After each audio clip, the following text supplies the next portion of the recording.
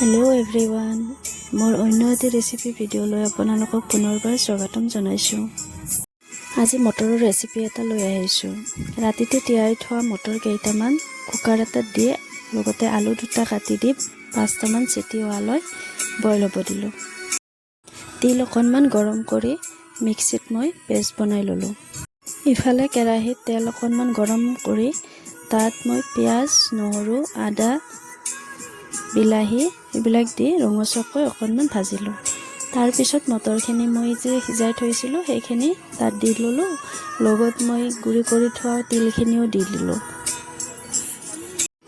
অকণমান উতলিব দি তাত মই শেষত কাটি থোৱা ধনিয়াখিনি দি ল'লোঁ আৰু একেবাৰে শেষত মেথি অলপমান দি ল'লোঁ।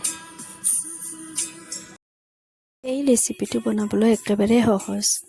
আপোনালোকেও এবাৰ বনাবচোন এনেদৰে, খায়ো বহুত ভাল লাগে। Thank U.